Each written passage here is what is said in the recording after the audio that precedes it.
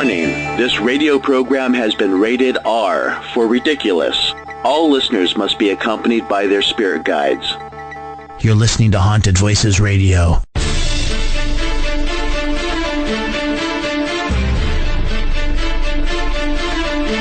This is Haunted Voices. Join your host, Todd Bates, as he takes you on a journey into the unknown. Haunted Voices Radio. It's a trip into the unknown. Chat with us live where even more interaction is provided. And now, here's your host and founder, Todd Bates.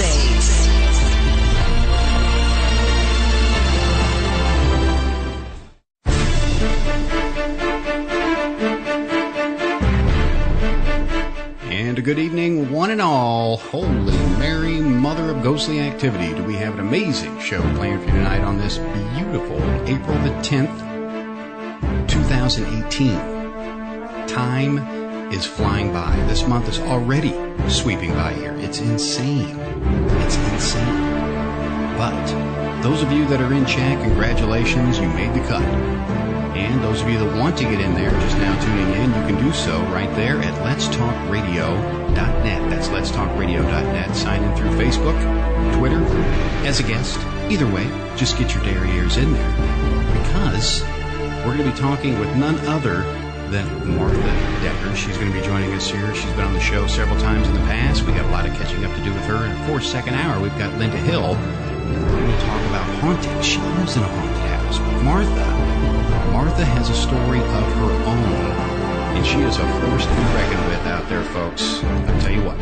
Now, she's been involved in investigating paranormal activity since 1999. As a child, Decker experienced a number of unexplained occurrences, which triggered her long-time interest in the unknown. Now, she retired in 2007 from law enforcement as Assistant Chief of Police. So those of you listening now that are in any trouble, everything's okay. Negotiator, detective, and instructor. She founded East Texas Paranormal in 2007. Now, ETP often investigates private homes and businesses. Decker has professional experience as an investigator, criminally and civilly. Also, as a writer and photographer. Now, she had several of her photographs included in the Big Click Coffee Table book. Then in 1995, Decker received a First Place Award for specially reporting from Associated Press. Now, she decided to delve back to writing and photography and is working another nonfiction book with writingforexaminer.com as Dallas Paranormal. Now, she has articles in the Realm Paranormal magazine and other websites, and Decker has two blogs as well, one on the paranormal and the other on life after 50. You're going to love our next guest. Welcome back to Haunted Voices Radio. It's great to have you. It's great to be here. It's been a long time. Yes, it has, and now that blog is Life After 60. Life after 60. That's okay. It may get more interesting. You are still kicking it, Martha. And, yes, I am.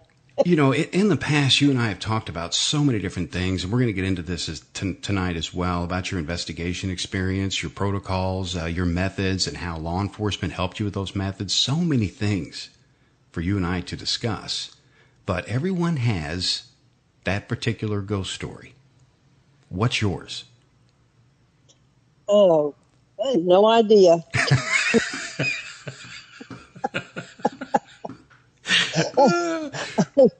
Which one stands out in your mind? What got your gears going to get into this field and dive into it and form this team? What made everything happen? Probably things that have happened to me since I was about 3 or 4. I've had odd things happen to me. I've had the experience of this dark, solid shadow figure that I've seen throughout my childhood off and on. And actually, the last time I probably remember it was about 19 years old when it's about, my best description of it is the way you would imagine a druid. tall, sort of monkish with the cape on, coming down the hall and into my room when I moved from Tennessee to Dallas, where my parents were. I moved there about a year after they did, and there was 2 nights in a row that I watched this figure come into that room, and that room had, I was there for just a couple months, and there were two bunk beds, 2 twin beds in there, and it would sit on the one by the door facing the door. And that's one of the weird experiences. I when I saw it, I never felt fear. I wouldn't say I felt comfort, but I felt safety. Like it was there for protection. But, all these years, it's like, what the heck was that? Because I don't have a clue. It's just totally bizarre to me. I don't know what that is. And, of course, I don't go around asking everybody, what do you think that is? And someday maybe it'll be revealed, but not yet. One day. But you had that caution in the back of your mind, that skepticism, which is good in this field, because that way you're not naive. You're not going out there, ooh, that house looks spooky. I bet it's haunted. You can get really naive in this field really easy, right? You can, but let me tell you, I do that as I drive around a lot in the professional. Everybody has that house they pass by and go, oh, jeez. I can see you. I can see you doing it. You're pulling over the car, taking a picture. Yeah, this looks haunted. Okay, I mean. Oh, yeah, and I do take pictures. Or either that or I think it's somebody, creepy maybe living there. It's one of the two. Do you get like a gut feeling? Do you think you're intuitive at all? Yeah, I am. I finally realized that gut feeling is intuitive, empathic, and it's something that I've used my whole life, and I just, never really attributed it to that up until about 5 years ago, and then I don't generally run around and say I'm this or I'm that. It's just that feeling I get, and I, it's like, if I'm going to somewhere that has some activity, I can feel when there's a presence there of sorts, just like I can feel like when it's gone. I can feel when it's not, it's a little more dark, or if it's real peaceful. You can go into some place with activity, has activity, and sometimes it feels like you're just, walking into the most peaceful place, and you think, oh, good, maybe they're going to play with me tonight while I'm out, wandering around the hotel or whatever it is. Right. Yeah, and I've had, I've had that same, the feeling's like, ooh, something doesn't want me to go down that hall. You can feel the heaviness. Yeah, and see, I don't feel, I'm as sensitive as a brick. I mean, I had a feeling like that a few times. It just turned out to be gas. But, the thing is my gut feeling going into these places is I'm strictly scientific. Do you feel that you're the same way? I mean, do you kind of, we're going to get into your team and how everything banded and everything got together, but these investigations that you go on, do you use a lot of that gut feeling, or do you practice some scientific protocol as well? Both. Okay. Both. Okay. Yeah. Both. Because that gut feeling is what kept me safe was a street cop for many years too. Still keeps me safe as, a process server. Every day I'm going down these county roads, and maybe the houses are so far back you can't even see them from the street. And even when it's in the city, you never know what's behind that door. And with this is what to that same. What intrigued me last time you were on was your protocol, Martha, and how you used your past law enforcement training with these investigations, and I kind of want to touch on that. And first of all, before we touch on that, your team. How did you guys all meet? Did you put feelers out? Did you, flyers, things of that nature, or did things just come together for you to form the team? Well, there's been a number of people through the years come and go from the team. At one time, it was all law enforcement, but one volunteer firefighter, and everybody was either current, active or had been in law enforcement. And now it's much more of a loose-knit team. I have a lot of good contacts and people that will work with me. So depending on what it is, I will work with different people. We, Kim Reisinger, Ruth Coffey, and I team up on a lot of things. And then Vicki Higdon, she's the only one who lives near me. And all three of those people are part Native American. And so if there's anything I may need some type of Native American something, Ruth is wonderful at doing blessings and working with the darker stuff. And that was my specialty at one point. And so it just all depends on where it is and what it is. Maria Santos, if it's something that may be voodoo, hoodoo, Santeria, hey Maria, if it's maybe UFO type stuff, it's I'll contact Dave or Jane Nelms because that's their specialty. So there's several of us in the group, and we all kind of have our own specialties, and it just depends on what it is. And having a Native American on the team, that would also assist if you guys perhaps wanted to investigate a sacred burial ground. Have you done that with her?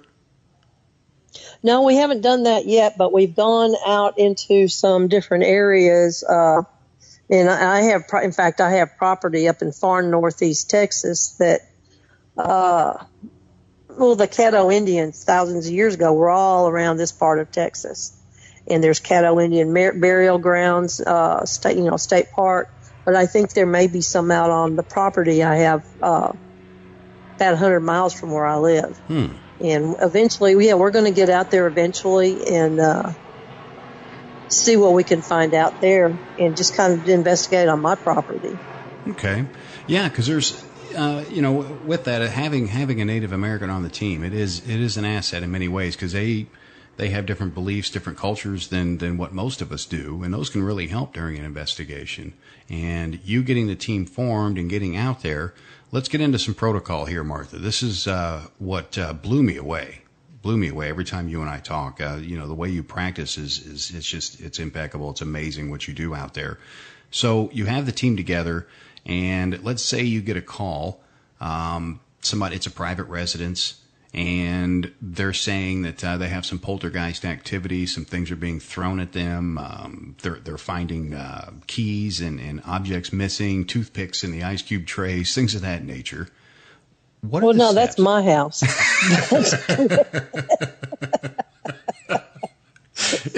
jeez. Yeah, film at 11, folks. Film at 11. Right.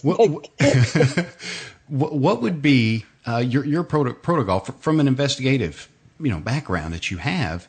What would be your protocol to approach that from start to finish? How would you approach that client and interview them and so forth? Well, when they call me, and with it being East Texas Paranormal, you do a Google search and for somebody and you live in East Texas, it's like, which would pop up. And we talk on the phone, but half the time I'm out on the road when I'm talking to them. So our first protocol is an email. I want an email with all the detail. I want their name. I want their phone number, and I want their full address. And that's so that I can, pass it among whoever's going to help with this if we do.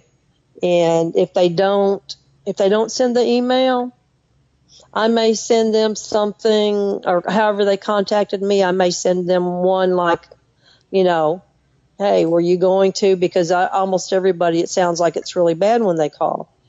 And if they don't reply, we just move on because we're all busy.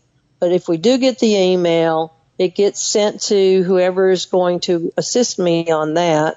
And from there, I will make contact with them to arrange for a full-length interview in person. And we take 2, maybe 3 of us, but always at least 2 people for our safety, because you're walking into their environment and you don't know if, necessarily if they're mentally stable or not. Good point. And, you don't go in assuming that they're telling lies, but you don't go in believing everything they say. You go in unbiased. And I got used to doing that a long time ago when I was a journalist, and of course, that transferred over into law enforcement and everything else. And maybe not so much for journalism today, for some, but it was back in the days where I once got a letter from the county judge, you know, a letter of appreciation for how accurate my stories were of like county commissioner's court and all that sort of stuff. And the easy way to remain that way is to just quote them when they say their silly things. But anyway, we you know, do a full length interview, and when we interview them, we record it both digitally and with audio and you know, we do both video, audio and video. Uh-huh. And then we can go back and review that. We will also, you know, the big question is asking them something about paranormal, like, do you watch the TV shows? I have found that through the years, the people who say we watch everything, the least little noise in their house is paranormal. Mm-hmm. Okay. You know, and so that yeah, and most of those have turned out to be nothing but big, vivid imaginations. Now, with interviewing them, go ahead. With interviewing them during the interview process. Now, do you kind of repeat the questions in different ways to see if you can catch them in a lie or two? Well, the first thing we do is we have somebody who's taking notes. And like I would have someone taking notes while I'm doing the interviewing, because I want to watch their demeanor, and, you know, it's more than just body language. You want to watch everything and listen to them. And you ask them some questions, but you also ask them to tell them what's going on, you know, for them to tell you what's going on. And you just leave that initially that's one of the first things I'll get to, is, you know, tell me what's going on. Because I want to know about the incident that they called about, or the incidences. And how they begin that tells me a lot. One of the things I was certified in was statement analysis, and how to do non-accusatory questionnaires to determine who the suspect is if it's with a large group. Mm-hmm. So I use that a lot during my interview process. You know, I don't direct them into any direction initially, and let them tell their story, and we get their story through, and then I will go back and ask them to clarify things, and then I will get into all the questions. Most important is if they give you a generic answer, like, or statement like, you know, it's a mean ghost. Well, what does that mean? Because mean or nice or scary can mean something different to many different people.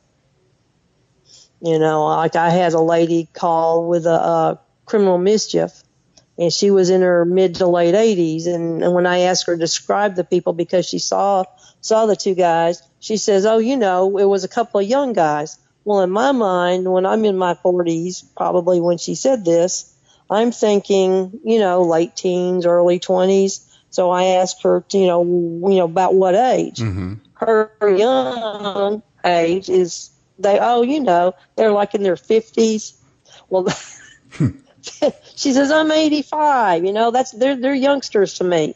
And, you know, and who's going to think of 50s as youngsters, except for maybe somebody that's really old. So, you know, so it's really important, whatever they say, if it's a fairly broad or generic type description, is to get them to go into detail. Because you need that detail, because otherwise you're going to put your assumption of what it is on their statement. Right. And it may be incorrect. Now, Go ahead. Because we have a break here in a couple of minutes. Okay. I want to finish. I want you to Okay. finish with this because, of course, when we come back, I want to discuss the difference when interviewing juveniles. Okay. You know, Okay. And then the other thing is you go into all the typical who, what, where, when, type questions. We tell them to keep a journal. And you go into their medical history. You go into their criminal history. And because all of that can play a part into that, and by obtaining their information, their full name, their full address, you can do some research as well. We check their social media. You can check them. You Google their names, Google their address. There's all sorts of things you can do because people don't always tell you the truth, sometimes because they're hiding something, sometimes just because they're embarrassed. And you're trying to build a good rapport with them, a good trust with them, so that they will tell you things that, they wouldn't normally tell somebody. And, but then also to be able to kind of, check for deception as well, because there's a lot of people that just want to be on TV. So if a team can say, oh, you're haunted, then they'll go, try to be on TV. And the same thing goes with commercial properties as well. Everybody's trying to get famous out there with this stuff, and it's getting crazy. It's getting crazy. And you folks, sit back, stay tuned. Those of you just tuning in, join us in chat. Let'sTalkRadio.net. Just log in there through Facebook, Twitter as a guest. Go ahead and meet and greet everybody that's in there. Got some great conversations going on in there. So be sure, join us in chat. And when we come back, we're going to talk about how Martha interviews juveniles and how this can benefit the client interview process and the investigation itself. So stay tuned. Haunted Voices Radio coming up next.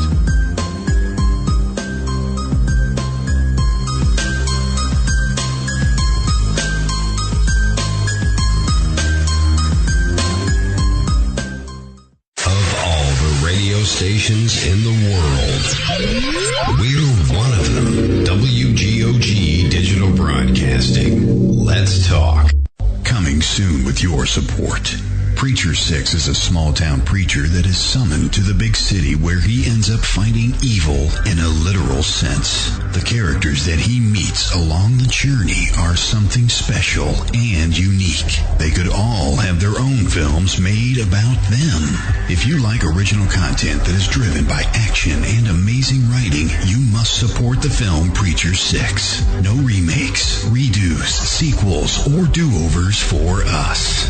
Let's take film back. If you like Quentin Tarantino-type films, then you will love Preacher 6. Preacher 6 is like Taxi Driver meets Sin City meets The Prophecy. So please be a part of something awesome. Sometimes darkness just needs a few well-placed bullets. Preacher 6. Support this new film at Indiegogo.com and search Preacher 6. That's Indiegogo.com, Preacher 6. Support it, and let's take film back. Terry Lovelace is a 64-year-old retired lawyer and former assistant attorney general. The earliest alien experience Terry can recall was when he was 8 years old. Incident at Devil's Den. In May of 1963, he saw a UFO and described it as a perfect silver disc. 3 years later, on a clear night, he saw a second flying disc outside his second-story bedroom window. Incident at Devil's Den. In 1975, while serving as a medic in the Air Force, he witnessed yet another UFO hovering 50 feet over an ICBM missile silo. Incident at Devil's Den. 2 years later, while he and a friend were camped in an isolated state park known as Devil's Den, Terry had a life-changing fourth encounter.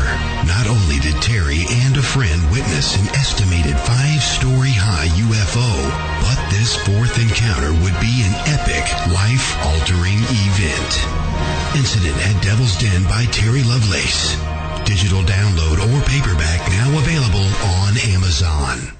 If you call other talk stations, all you get is, "Hello, we're sorry, but no one is available to answer your call at this time." But at Let's Talk Radio, we're here for the best talk, news, and information 24 hours a day. Hear it here first or find out about the alien invasion tomorrow from someone else. Depend Depend on us. Let'sTalkRadio.net. 23 minutes past the hour. Haunted Voices Radio live. Let'sTalkRadio.net. Welcome to all of you that just got the kids put down to bed. Finally got some quiet time.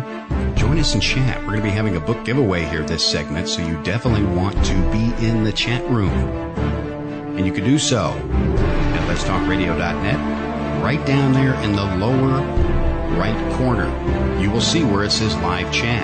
If you cannot see it with those Brady Bunch colors, please disconnect your internet immediately. It's real simple. Log in through Facebook, Twitter as a guest. Just get in there. We're going to have the book giveaway. You have to be in the chat to win. It's just for chatters only. A lot of fun coming up here with Martha Mad Dog Decker. Mad Dog Decker. Remember that. Now, we were talking about the client interview process and how she does it differently due to her background in law enforcement. And we've discussed how she interviews and really does the background checks on these clients, social media, criminal, you name it, which is good. You have to get down there. You've got to dig in deep with these people. They could be loony. They could be off their meds. You don't know.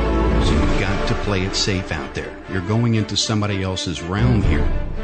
So pay attention to what Martha says. She's been there and done that. Trust me. Now, what we're going to be talking about now is a different kind of interview. And this is very interesting to me. And I know you are going to learn a lot about it as well. Interviewing a juvenile. Now, there's a lot of these families, they have kids, and they've seen things too. They've witnessed them firsthand. They're sleeping with mom and dad. They're horrified. They don't know what to do. So how would us as researchers interview someone of that age, and how would it be different? Welcome back, Martha. How would it be different to interview a juvenile, and what's this process all about? Well, with juveniles, especially young ones, when they get into the teenage, it's pretty much about the same as the adults. But the young children, because depending on their articulation, you may be able to talk to a 2 or 3 year old as well. So it's important with the young ones to kind of establish that they know the difference between truth and lies. So that is something that we call the truth-lie authentication.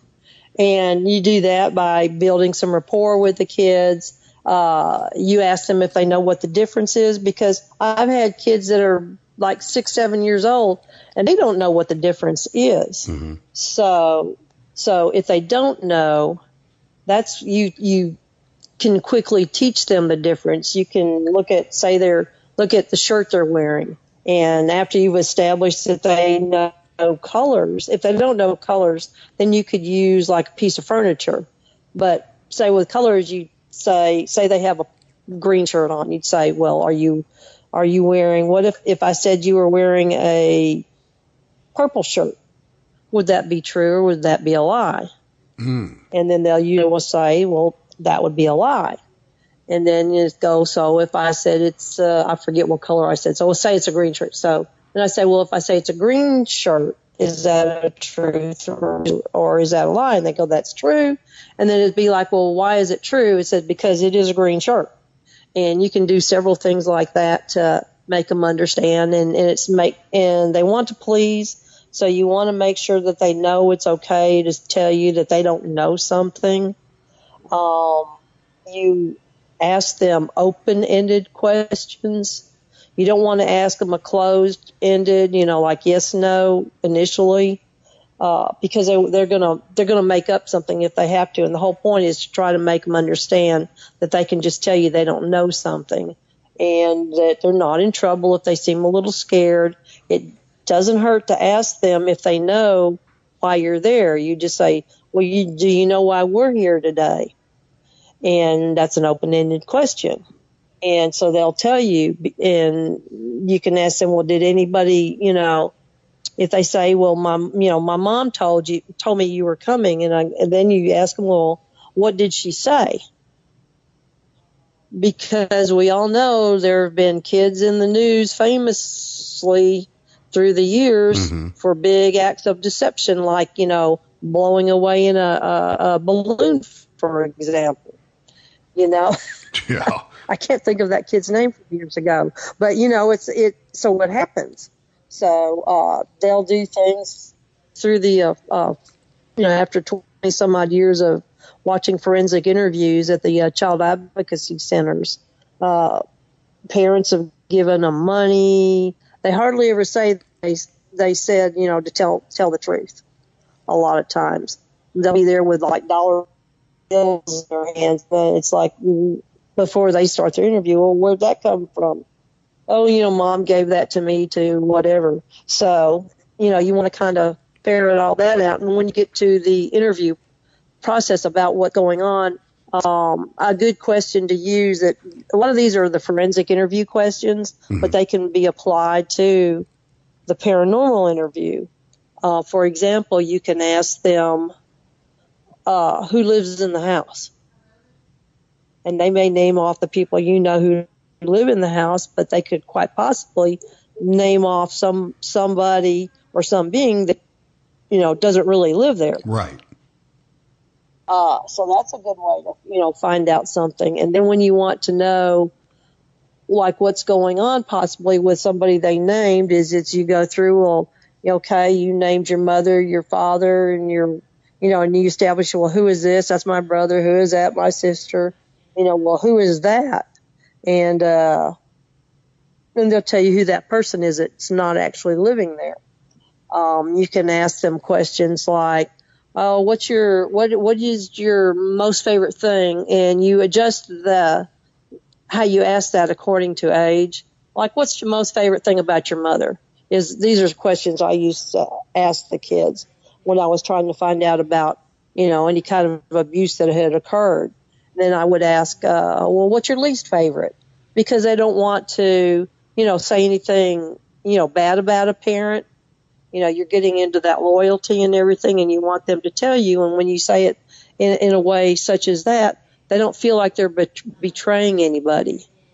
So as you, do that with a parent or two, then you go to that person that doesn't, live there. It's like you ask them the exact same question, and they may tell you about, like, what's your least favorite, and that's how you can find out about what may be going on.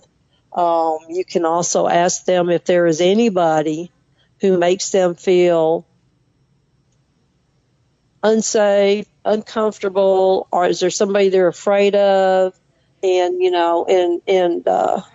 those are somewhat of a yes, no there, because you're trying to get specific information. And if they say there is somebody that scares them, and then you would ask them, like, well, what do you mean? What do you mean when you ask them to tell their story? It's like, or what happened? Tell me what happened. And that's all you say, and you let them tell their story. And then the same thing as with adults. After it's over, then you go back and you can get a better idea. Like if they say, give you a description, or you may want to, refine it better. It's like, well, you said it was a man. Well, what does he look like? And, was he big, tall, little? You give them multiple answer type things so that you can narrow it down more. But they may say that there's nothing going on, and their parents may say something totally different. But this is how you interview the children. You just have to kind of, build a rapport, talk about school, talk about their dogs, or talk about a toy or their favorite thing to eat, some kind of thing to get that little connection before you start the interview. Right. I mean, a lot of them could be horrified to begin with. Plus, I'm sure the parents will have them lie, embellish a story just to get a research team in there so they can get some free Friday night entertainment and so forth. There's been a lot of hoaxes like that with children. So it's good that you pinpoint that. And I'm sure you listening took great notes on that, because there's a lot of private residences that everyone goes to that there's a whole family involved. Now, sometimes, Martha, just the child could be some kind of adolescent poltergeist activity or something of that nature. And they have no idea what's going on, but their parents are coaching them in what to say so they could be on the next television show. So these are things that you sift through during this interview process. And that's a great way to do it. And I hope people took some notes on that. I know I did, because when you're dealing with children, they have such wild, vivid imaginations, but yet they have a tendency to tell the truth. They really do. and one of the things to really watch, and that's why you have the video camera on them too, and somebody taking some notes, is you want to watch them, because I have seen this over and over. You watch their demeanor. If there's something that's really bad happening there, some of the kids can talk about it okay, but some, their entire demeanor totally changes when you get close to that subject. It's like they become another child. I mean, you can watch their eyes. Yes. And when it gets like that, say they've been really friendly and talkative, and all of a sudden like it's a different child there, there's probably something going on. Yeah. I mean, this could be just a horrifying experience for a child. And in your opinion, do you feel that they're more open-minded than adults, that they see more things, maybe interact more with the spirit than the adult does? Yes, I know they do. And I just, from the experience with my 2 granddaughters, I know they do. And some others I've had experience with. And so some of those younger ones, you always have to kind of watch possibly where you take some of those children. Especially if, say, maybe they're autistic or have some different things like that, because they are so much more open to things that are out there. So you want to try to protect them. Right. Because they don't know any better. And then you have some kids that they're just gifted. I've got a friend of mine, her granddaughter didn't know me from Adam. And, I had been retired for a number of years from the police department. Now, I've been told before that people can tell because you just, I guess, have a walk that doesn't ever go away. Sure. Or a way you carry yourself.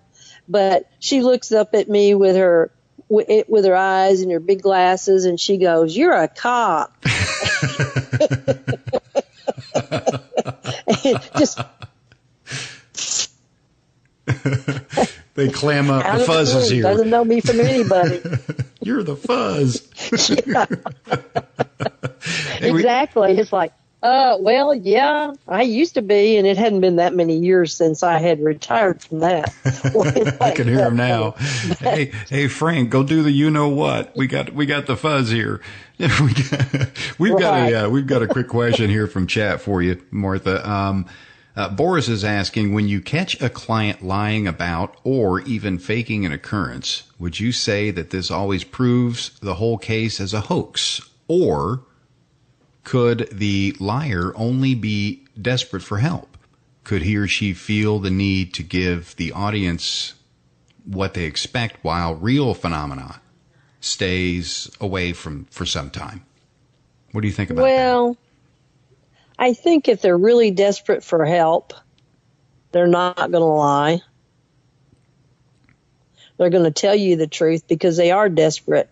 And if you've built up a good enough rapport with them and you've gone in unbiased and non-judgmental, they, feel safe enough to tell you everything. And now the lies could possibly be they cover up some things, because you want to ask them about they're paranormal and what do they do? Like, have you used a Ouija board and different questions like that. Mm-hmm. And maybe they have, but they're going to say no. And, those would be like the type of lies and maybe because some medical. Now, if it's something that I think may be a serious case, one of the things that I require is for them to get medically and mentally evaluated. Okay. Good. Because I could get sued if somebody has mental issues that I'm not aware of. Somebody in the family might say I've come and made it worse and I get sued. So y'all always have to remember that vicarious liability when it comes to things like that. Absolutely. And I know there's some teams I've talked to them. They just, they want to run in, they want to get their stuff to heck with the family. We want to just go have fun. And and that's not a good thing to do. and you leave the family in lurch. You leave in the family if it is an active place with maybe worse activity than they had before you came. And then I get a call and I have to go clean up somebody's mess, which I've had to do before. Which you should never have to do. Yeah. No, and that's So Go ahead, Martha. I was going to say most of them will lie and make it worse than it is. I find that more with deception when they want to be able to, for whatever reason, and it could be somebody that just wants lots of attention. Because I had one like that. I've had a couple like that, but because they were close and I had time, like Tamara Bricky is another one. She used to live here, but now she's abandoned us and moved to Oklahoma. And we've been over, and you get over there and when you go to do your interview, it never goes beyond the interview because you realize when you're there, this is just somebody who may be housebound or something that was just lonely. Yeah, they're lonely and they want some company for a little while. But I'm curious about you in chat. Have you ever come across a client interview where your client that you interviewed, those of you that are investigators in chat, have you ever come across one that has lied? And what did you do about it? And also, we've got a book giveaway here, Martha. We got to get this going here before the next break. Tell everybody about your book real quick, and then I'll throw out the question for them. Okay, well, the book is Paranormal Profiling, and it is about how to interview people with some of our experiences thrown in. Plus, it has in the back pages of the type questions to ask. And I know there's a couple of teams that I know the teams where they actually give that book to their new members to read, which I think is just I really appreciate that, and it's just cool. Fascinating to me. But because it's simple, it's not complicated, and it helps them understand why we try to do a lot of the things that we do. I mean, the interview process is very important. It is the first step that any researcher is going to take prior to a full investigation. So it's important. And trust me, Martha has been there and done that. And what we're going to do a giveaway here in the chat room. And if you guys are paying attention, you'll be able to answer this question. It's real simple. The first person to answer it correctly wins the copy of the book. And all you have to do is send me your mailing address. I'll put the email address there in the chat room for you. But the question is, what is Martha's nickname? What is her nickname? That's simple. First person to answer that correctly in chat wins a copy of Paranormal Profiling. Now, it's the interview process, like I said, is a very important process. This book is basically an encyclopedia for researchers out there. And that is what drew me to Martha several years ago. She has it's just a top-notch professionalism that she does with these interviews, and she's able to weed out some of these crackpots and really pull this information out of people so the investigator's not going in there blind. It's very important. It's very important. And like she said, she starts off with a simple email, then checks their background, checks for liability flaws. You don't want some schizophrenic that you're out there investigating their home and all of a sudden they start seeing Satan everywhere and sue you. These things can happen. You've got to be careful. You just can't jump into a person's home and just start zapping all your zooms and whams everywhere and expect it all to be rosy. Things could happen. You've got to prepare yourself for it. And what, with the investigation, what's some of your favorite equipment to use, Martha? Oh, my eyes and my ears. Common sense, see? You don't find that much anymore either. Eyes and ears, and then sometimes we set up our cameras, and then we have, of course, somehow I accumulated a whole lot of different types of EMF meters, And so we may sometimes have 2 or 3 different types in the same area. I like to use the motion detectors. Really not a lot of super fancy stuff, but your basic stuff, along with those EMF meters, we've got the tri-field meter, we've got the Mel meter, and the cell sensor, and the K2, and just a whole variety of them.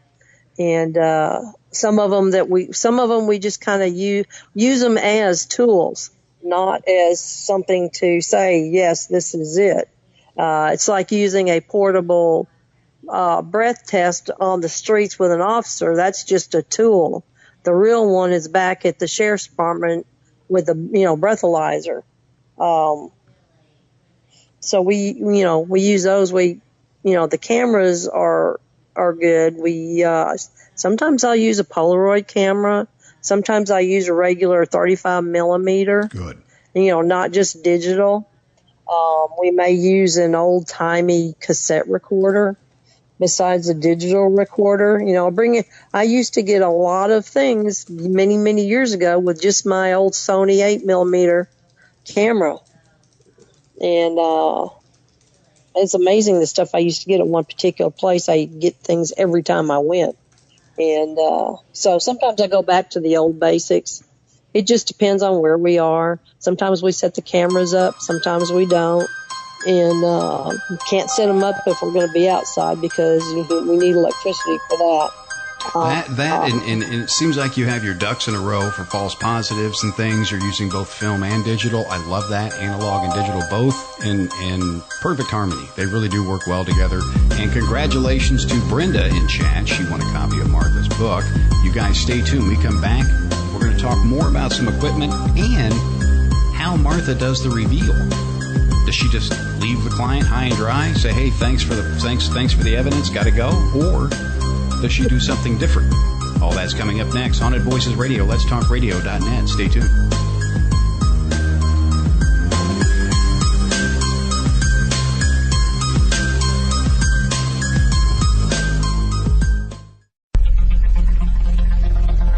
We interrupt our scheduled programming to bring you the following conspiracy theory. Humpty Dumpty was pushed.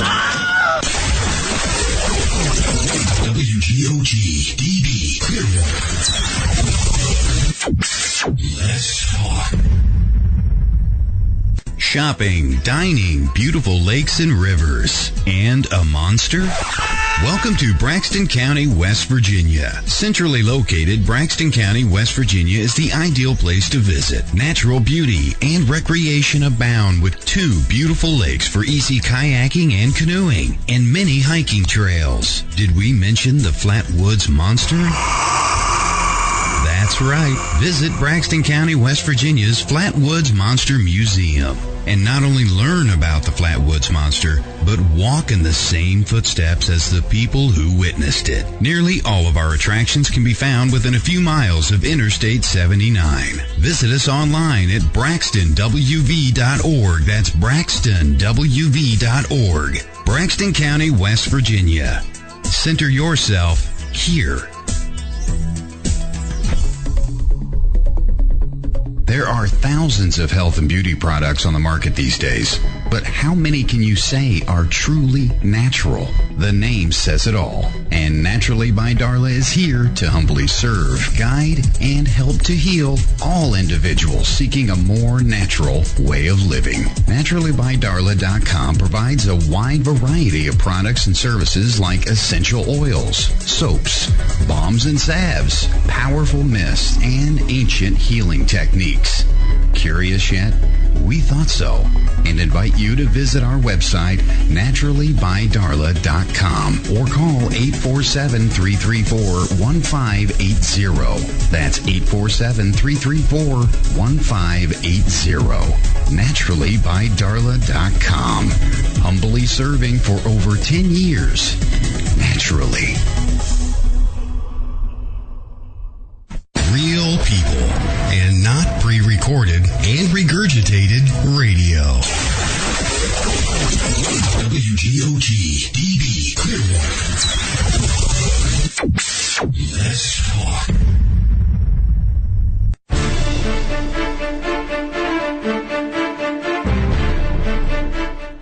Minutes past the hour. Haunted Voices Radio Live. Let's Talk Radio.net. Those of you just tuning in from afar, don't worry. If you missed the first part of the program with Martha, we have everything archived for you.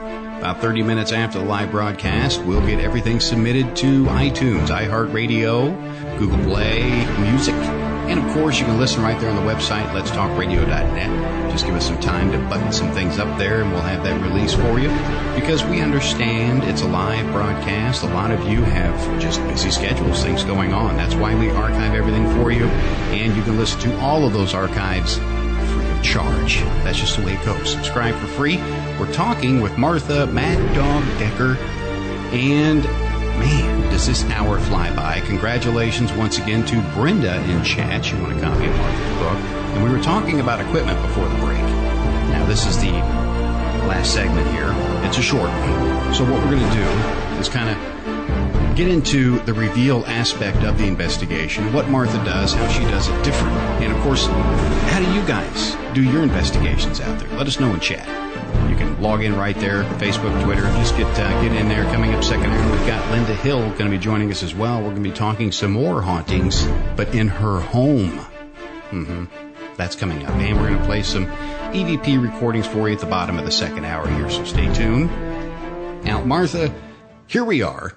The investigation's complete. All the evidence has been gathered, and you take it back to your humble abode, and you're sitting there processing it, analyzing it, going over it with a fine-tooth comb. What's next? Let's say you discover some things. Do you sit down, have a reveal with the client, or do you just say, we'll get them next time? If we actually find things, I do sit down with them. The main thing I do is I don't want to scare them half to death. I've had some people call me who were absolutely terrified because they had one of those air quote psychics come in and say, it's all demons and they're going to, demons, and they're scared to death. And it was not a real psychic. And you have to, they just left, and then they walked out the door and left them scared to death. What do we do?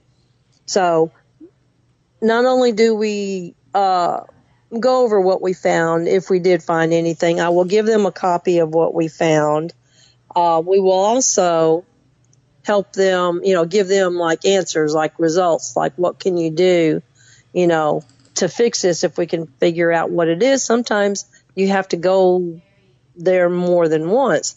I had a house out in quite a ways from here that I've been out there 3 or 4 times now, and she eventually moved from that place. And when I go, I don't really get anything, and I have no doubt that there may be something going on out there, but it doesn't always reveal itself while you're there. I have and I have given them suggestions on what to do.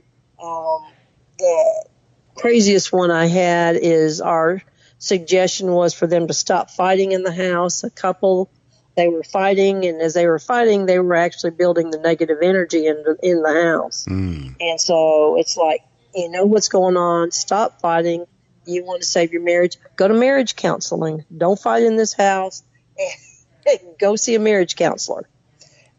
So, whatever it takes, if we need, that's why I have that good network. If we say we need a shaman over there, say we need a priest over there, we have the ability to be able to try to give them some more closure and give them some more options, to make the place where it's safe for them to stay there. I agree. We don't just blow and go. We're all about the aftercare. And more or less. Yeah. Quick tip, people, if you can, grab your local psychiatrist, get him on your team. You never know. You never know. You may need to sit down, and they may just a quick session is all it takes. I mean, it's just it's crazy out there, Martha. And with the television media the way it is, People are a lot of armchair researchers out there, and they feel because they watched a full season of one program that they're trained researchers. No, you're trained for disaster. It's completely different. That's for entertainment, folks. Do you see a lot of that with the media out there? Yes. Do you see a lot of influence? Yes, I do. They think that everything on the TV shows are real, and I have to remind them that it is for entertainment and that not everything they see is real. Yeah, I mean, they're there to make you buy what's in between the program. They're there to make you buy those ding-dongs and Little Debbie's and Coca-Cola and all that fun stuff. That's why they're there to keep you in your seat. It's because real investigations are boring, right, Martha? I mean, they can be boring, hours and hours of sitting there. Extremely boring. And when they do a lot of those shows, they may have spent hours and hours and hours out there, but you only see in that hour 45 minutes worth of what they've done. And while they may pick up some actual stuff, it's not all real. Yeah, so just keep that in mind. And, that's television. That goes for radio here. I mean, look at us. We run advertising during these breaks. That is how a station supports itself. The same thing with a television network. Same thing. It's all about advertising and putting the program in between there to entertain you enough to where your eyes are glued to it. That way they know, that's called a demographic. They know your age. They know what your income level is. All these different things. These Nielsen ratings, folks, it's serious. Your privacy's gone. You might as well just give that up. It's gone. And that's why they have these programs on there. They're no different than watching Dr. Phil or anything else. It's all about advertising. It really is. And it's sad, but that's just the nature of the beast. And that's how it goes. That's why people like Martha are so important out in the field, because they can sift through this. And now that you've heard this program, you'll be able to sift through this as well. It's important. Hopefully you took some notes. And Brenda's got the book to prove it. So Brenda, when you read that, come back. Let us know. Let us know if it helped you at all. It's real important. But Martha, we have just a few minutes here left. My goodness, time flies by. Go ahead. The mic is yours. Get out your website, your book, anything you want to promote, any events coming up. The mic's yours. Take it away. Okay. You can, of course, find me on Facebook. You can find me on Instagram, Twitter. If you want the book, I hate to say don't buy it from the major book dealers, but I have a publisher who's out of business but hasn't declared that. And so they are still selling all of the author's books as ebooks, and and the publisher's keeping all the money. You want a copy of the book, all you have to do is contact me and make a purchase through PayPal. It's not a big deal. So you can contact me direct for that. You can go to marthadecker.com, and from there it has links to some of my other sites. You can go to East Texas Paranormal.com for more of the paranormal activity. Recent books I've done, I just did the foreword for a really good book called Psychic Profiler, that was written by psychic Robbie Thomas out of Canada. And I've done a foreword. He and I have worked on several cases together over the years. He from the psychic angle and me from the law enforcement angle. There's a new book coming out by Teal Gray that's not quite through yet, that's going to be about children in the state of Texas in the workhouses. And I'm going to be writing the forward in that, but I'm also going to be writing about the children in the workhouses over here in my area with that book. And then we have another book lined up after that. On the 28th of this month, I will be in Lexington, Oklahoma, at a bookstore called Anomalists Books and Brews. And that's I believe it's on Main Street. I will be there on the 28th from 2 to 4 to kind of have a real loose, relaxing type of workshop on interviewing people in general and juveniles. And that'll be from 2 to 4. And I think that's about it right now that I can think of. Wow. And that worked out perfect because we have one final quick question for you. Wendy is asking from chat, what percentage of her investigations turn up actual spirit activity? A small percent. Makes sense. A small percent. It's not every investigation turns up something. Even when I go and I'm pretty sure there's activity. But I'd say probably 75% of the people that call me initially, it's not paranormal, and we're able to figure out over the phone what's going on. Good for you. Martha, it has been an absolute pleasure to have you back on the show, and of course we're going to have you back again. And wow, the information you put forth, a lot of great info for people. You've taught them a lot. Thank you so much for taking time out of that busy Mad Dog schedule to come on here and inform us this evening. Really appreciate it. Well, thank you. I enjoyed it. You are most welcome. You take care, hon. Thank you. And there she was, Martha Decker. MarthaDecker.com, that's the website. And congratulations once again to Brenda in chat. She won a copy of her latest book there. You're going to love that, Paranormal Profiling. Good stuff. Take it to heart. Right now is going to be your latest news, so it's important you listen to that. You never know what could happen out there in the world. But coming up next, second hour, we're going to be discussing haunted home, a haunted home with Linda Hill. She's going to be joining us here. And we're going to play some of her EVP capture as well at the bottom of the second hour. Very, very, very interesting stuff. More ghostly activity coming on. Join us in chat, letstalkradio.net. Log in through Facebook, Twitter as a guest, because Linda will also be giving away a copy of her book to a lucky chatter. But you have to be in chat to win. Let'sTalkRadio.net. More haunted voices on the way. Stay tuned. Here's your latest news.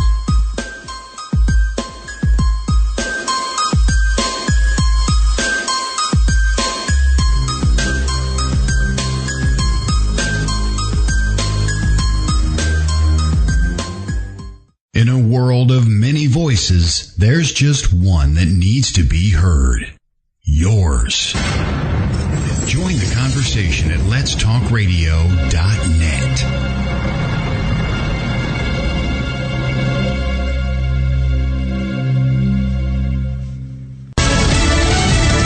Apology again. I'm Lisa Lacera, Fox News. The head of Facebook says sorry on Capitol Hill for the data breach that's affected millions of users. Zuckerberg told lawmakers that Facebook is an idealistic and optimistic company, but he admitted the social networking site has made mistakes. My top priority has always been our social mission of connecting people, building community, and bringing the world closer together.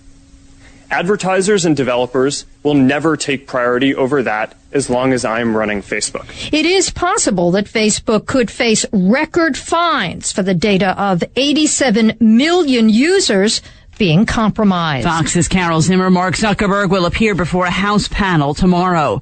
The White House weighing options on how to respond to the latest chemical attack in Syria. As the president considers what type of response he will impose on Syria for the weekend chemical weapons attack on civilians, he's talking to several U.S. allies. White House spokeswoman Sarah Sanders. We've had a number of conversations, both the president with President Macron, Prime Minister May, and at various other levels, not just with those countries, but others at an administration level. The administration is said to be discussing with allies whether they would participate in a retaliatory strike. The USS Donald Cook, a guided missile destroyer armed with Tomahawk cruise missiles, is currently in the eastern Mediterranean. Fox's John Decker at the White House. This as a senior Russian lawmaker says a U.S. strike in Syria could trigger a direct clash between Russia and the U.S. Vladimir Shamanov, the head of the Defense Committee in the lower house of Russia's parliament, said a U.S. strike in Syria could hurt Russian servicemen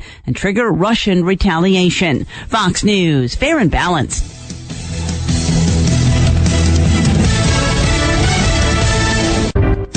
Opening arguments today in the Bill Cosby sexual assault retrial, where the defense took aim at what they're calling the greed of accuser Andrea Constand. Cosby's lead attorney, Tom Mesereau, called Constand a con artist who targeted his fame and money. She alleges Cosby drugged and molested her in 2004. Mesereau says a more than $3 million settlement was exactly what she wanted. Cosby spokesman Andrew Wyatt said to him the evidence seems clear. Look at the settlement agreement and you look at the plan and how long it took her cut a report. Prosecutors did call a sexual assault expert to testify about tendencies of victims to not report abuse and even keep contacting their abusers. Jurors also heard today from the first of other Cosby accusers allowed to testify. Gernal Scott, Fox News. Monster Energy will stay on board as the sponsor of NASCAR's Premier Cup Series for now. Monster Energy and NASCAR agreed Tuesday to extend their sponsorship agreement through next season, but the racing body's COO Steve Phelps says don't expect that to go beyond 2019. I think it would be highly unlikely that they would come back. Both NASCAR and Monster, I believe, are on the same page on that. That's because NASCAR is looking at bundling its top sponsorship packages with the sanctioning body to include the tracks and television partners, and possibly will not include the series naming rights as has been used in the past. NASCAR has had 3 title sponsors for its premier series: Winston, Nextel, which would rename to Sprint, and Monster Energy. Matt Napolitano, Fox News. One of the 3 women who escaped a Cleveland home after being held for a decade has revealed she got married. Michelle Knight announced on Dr. Phil she married in 2016. The episode's slated to air later this month. The 36-year-old was kidnapped in 2002 by Ariel Castro. The 3 women escaped in 2013. Castro hanged himself in prison after being sentenced to life. Lisa Lacera, Fox News Radio. Coming soon with your support. Preacher 6 is a small-town preacher that is summoned to the big city where he ends up fighting evil in a literal sense. The characters that he meets along the journey are something special and unique. They could all have their own films made about them. If you like original content that is driven by action and amazing writing, you must support the film Preacher 6. No remakes, redos, sequels, or do-overs for us. Let's take film back. If you like Quentin Tarantino-type films, then you will love Preacher 6. Preacher 6 is like Taxi Driver meets Sin City meets The Prophecy. So please be a part of something awesome. Sometimes darkness just needs a few well-placed bullets. Preacher 6. Support this new film at Indiegogo.com and search Preacher 6. That's Indiegogo.com, Preacher 6. Support it and let's take film back. Let'sTalkRadio.net.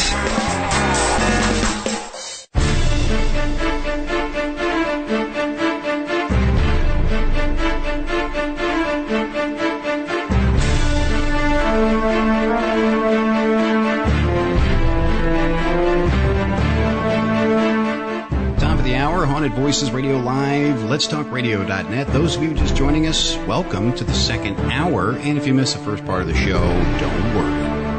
About 30 minutes after this live broadcast, we will get it to the different mediums that we syndicate to: iTunes, iHeartRadio, Google Play Music, and of course, you can listen to all the episodes right there at Let'sTalkRadio.net. Simple. Just click on Haunted Voices or any of the other programs there, and you'll be able to tune in and listen to all the past shows. Everything's right there, free of charge for you. And this hour, oh my goodness, the ghostly discussions continue. Now, I have been waiting and waiting for this because we're going to be playing some EVP coming up here at the bottom of the second hour. But Linda Hill, get this. According to her quote, some people think I'm channeling stories from ghosts at my haunted house, says Linda Anthony Hill, author of The Anchor is the Key, which will be giving away a copy of that this evening to a lucky chatter, and owner of Hill House Manor, a world-famous haunted house in Gainesville, Texas. She says, I think that might be part of it. When I start writing, it's hard to type fast enough to keep up with the words flowing into my head. Now, Linda Hill lives in North Texas near the Red River. She became interested in the paranormal after the couple bought a house in 2004 that turned out to be haunted. She has written many ghost stories and even 2 children's books. That's probably up my alley. But The Anchor is the Key is her debut novel. Welcome to Haunted Voices Radio, Linda. It is great to have you. Well, thank you. It's great to be here. My goodness, where to start with you? I mean, you live in a haunted house. There's, you're getting all kinds of activity from there. Amazing. Okay, well, first, I don't live in Hill House Manor. I wouldn't live in Hill House Manor. Nobody lives there. Okay, no one lives there. You just own it. Right. But you go there. We bought it as an investment property. It's a triplex, or it was a triplex. And 2 of the units were rented, and 1 of the units was storage. Okay. It doesn't even have electricity. Okay. And what we found after 2 years was that no one lasted there more than 6 months. Yikes. They would move. Yes. Which for a rental property, that's not a good percentage out of a 12-month lease. In fact, when we went through the records, no one had lasted in the upstairs unit more than 2 months. And the downstairs unit had one person had lasted 6 months. Everyone else had left earlier than that. Okay, then let's get into this part. Who haunts? Who haunts it? Well, that's another funny story. This isn't your run-of-the-mill haunted house. There is no story. There is no, this one haunts it because of this. There's just this constant flow. I had one psychic, John Capello, tell me that they come through there sometimes by the hundreds. Whoa. He said, this is just amazing. He took a psychic group that he runs in Dallas. He brought them up to Gainesville for a lesson, basically. And I don't know that he had been there before himself, but we were talking during a break, and he just couldn't get over it. He said, Linda, they're coming through here by the hundreds. So do you think there's maybe a vortex or a portal or something in there? A lot of people believe that. A lot of people have told me that there's at least one. And then other people have told me that the whole house is like a portal. We did discover a couple of years ago that what we thought was a cistern under the house, in the middle of the house, is a well. And we discovered that it's a live well. There is water, there's potable water under the house. And we all know what happens when water's involved. It's a conduit. Right. And this is fresh water. I mean, we have drawn water from this well. We have had it tested. It looks like city water. It's that clear. You would expect it to be murky or something, but it's clear, just like came out of the tap. And the tests, they said they would probably boil it first, considering that it came out of a well, but there's nothing wrong with the water. It's totally drinkable. My goodness. So it's like an aquifer underneath there, which it's kind of like a spiritual generator generating this activity. So you're getting hundreds come through there at times. What are some things that have happened? What are some things that the people that have stayed there, what have they reported happened to them? Oh, I have a whole book on that. I bet. No, seriously, I put a composition book out. When we first started, I put this book out and I said, just sign your name so I can keep up with who's been here. And they did that for like a page or two, but then people started taking up a few sentences worth of the book to tell what had happened to them. And after a while, they started writing paragraphs, and there's a couple of whole pages of descriptions of what has happened to them while they were there that night. And it ranges from everything to things disappearing, and everybody in the house looking for it. Nobody can find it, and then boom, there it is where it was in the first place. We've got video but there's no video of it happening. Right. That's always the case. There's cameras going all over the place, but no video of what happened there. And that happens all the time over there. You will put something down, literally put something down while you're working on a project, reach for it, and it is gone. And it might be where you can see it, but it's out of reach. You couldn't have put it down where it is. Wow. and be working on the project you're working on, like whether it's plumbing or, whatever. There's a lot of work going on in this. It's a very, very old house. It's probably, we know we have it on a map in 1883. It shows up on a map in 1883, and it's in its third generation by then.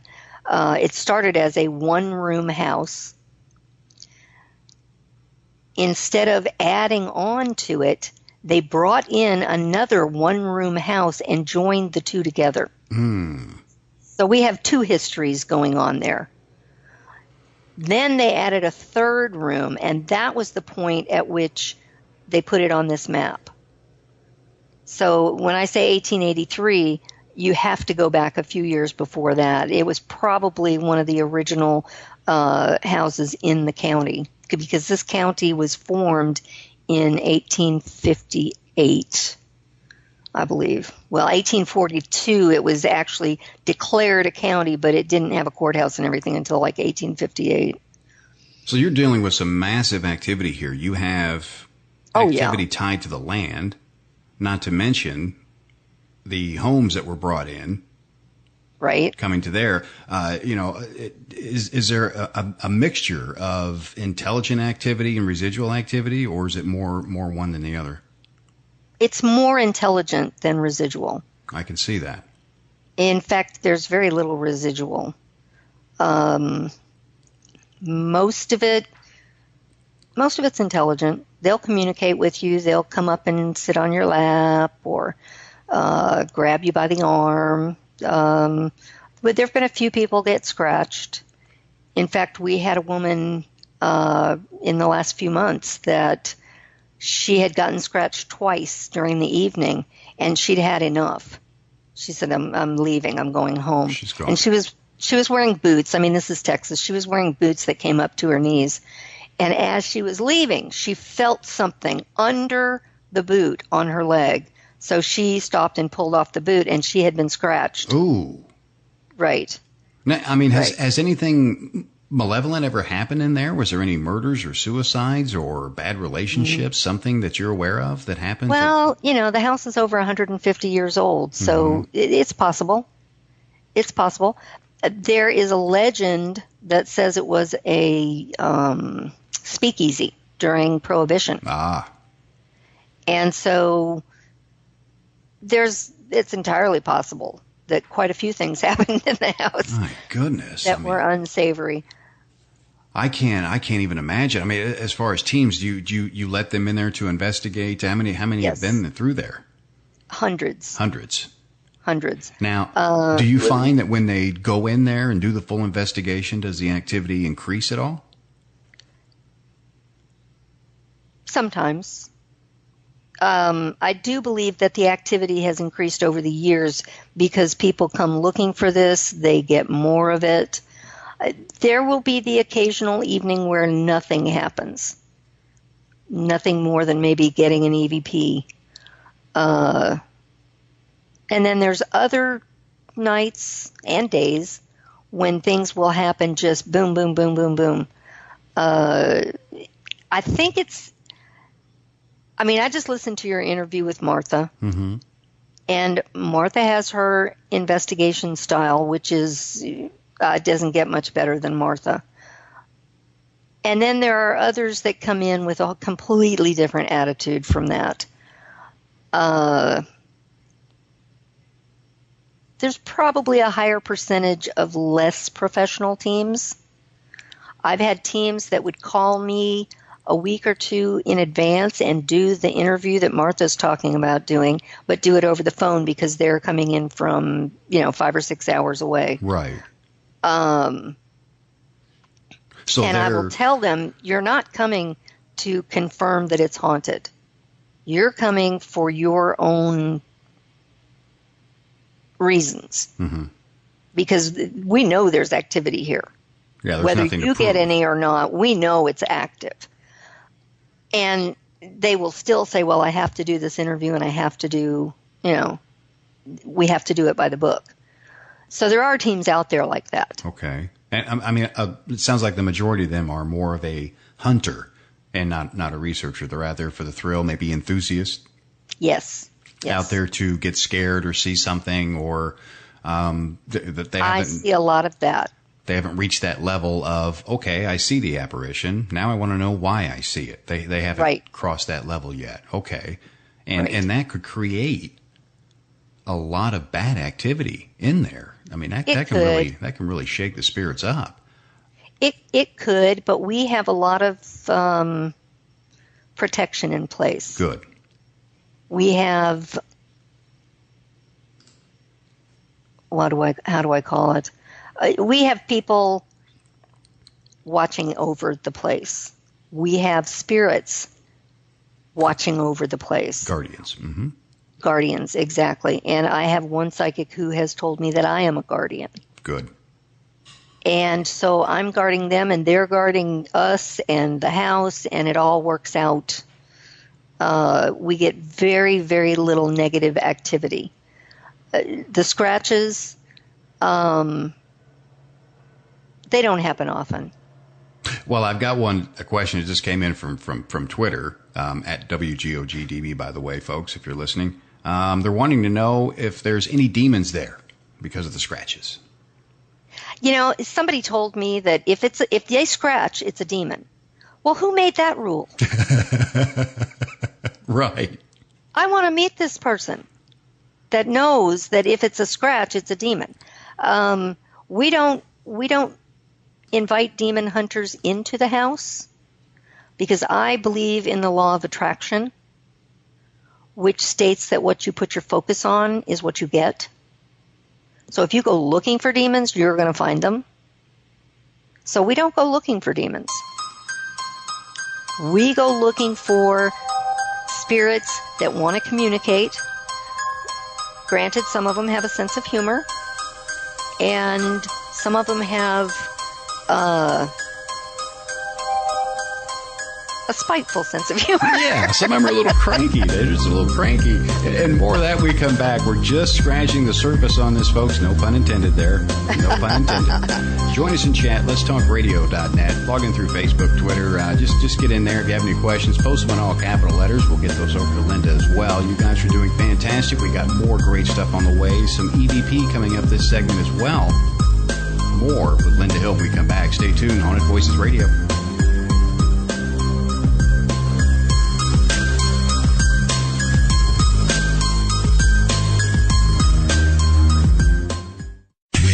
Absolutely, positively has to be the best. WGOG DB Clearwater. Let's talk. Shopping, dining, beautiful lakes and rivers, and a monster? Welcome to Braxton County, West Virginia. Centrally located, Braxton County, West Virginia is the ideal place to visit. Natural beauty and recreation abound with 2 beautiful lakes for easy kayaking and canoeing, and many hiking trails. Did we mention the Flatwoods Monster?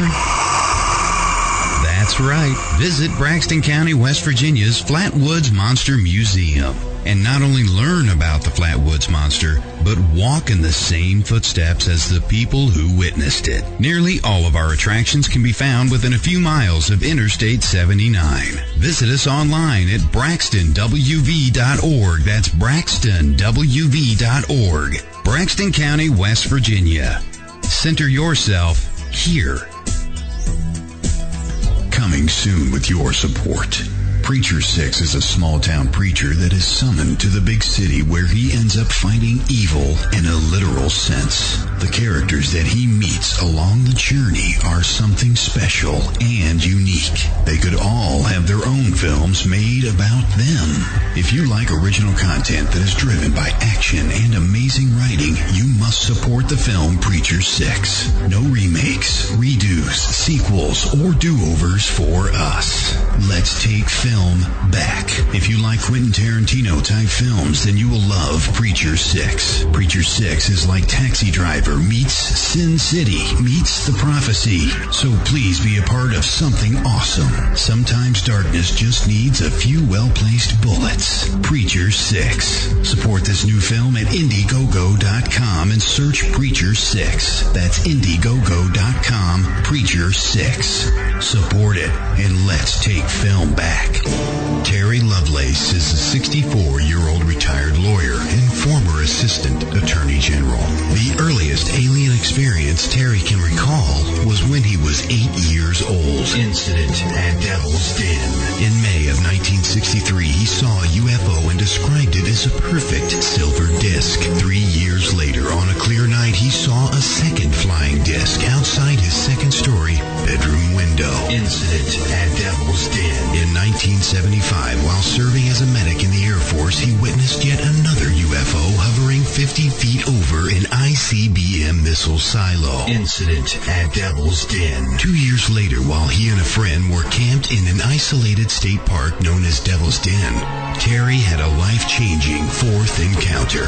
Not only did Terry and a friend witness an estimated 5-story high UFO, but this fourth encounter would be an epic, life-altering event.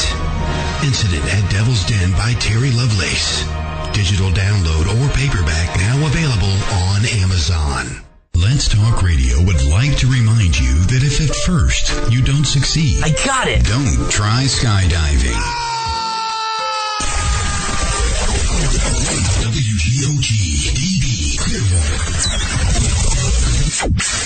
Let's talk.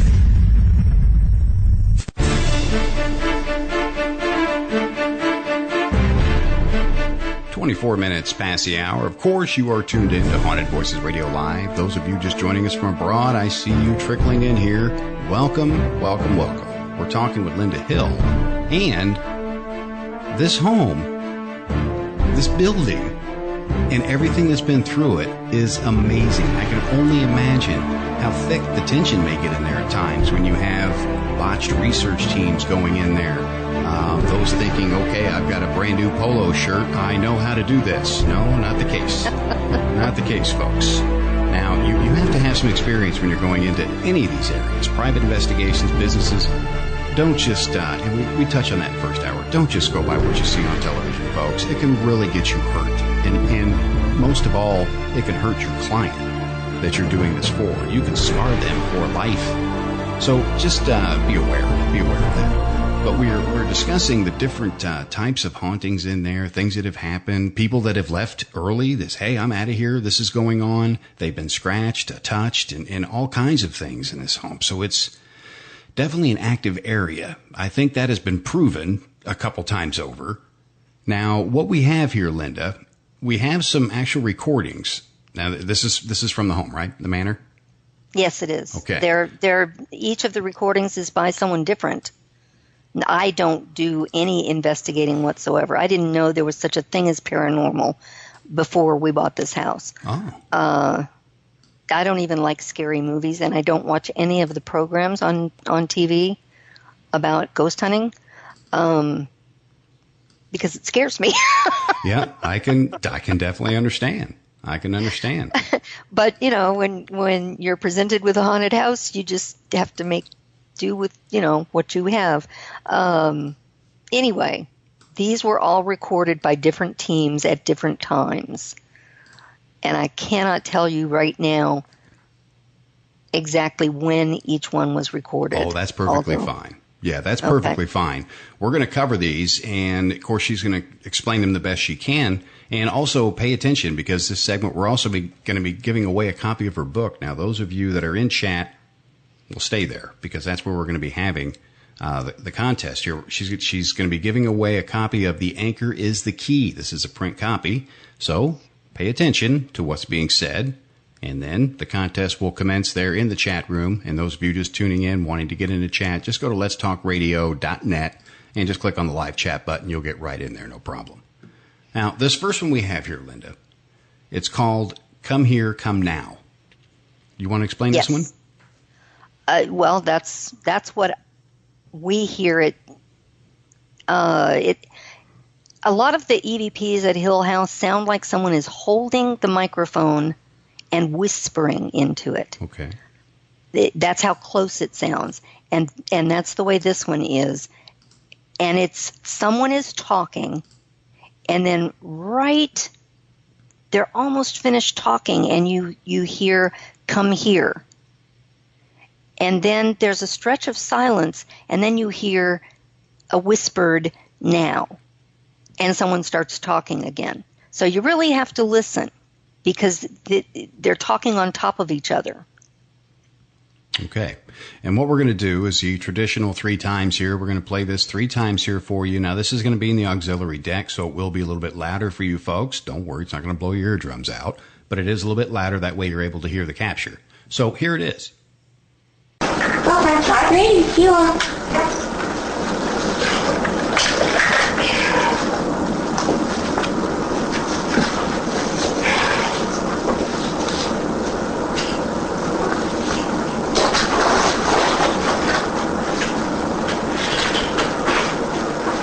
People love cards.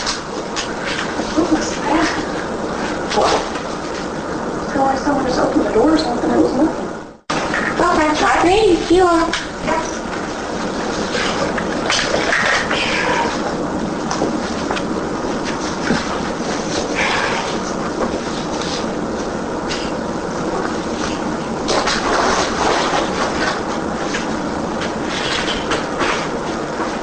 People love cards. What was that? What? I feel like someone just opened the door or something. It was nothing. Okay, I'm ready. You are.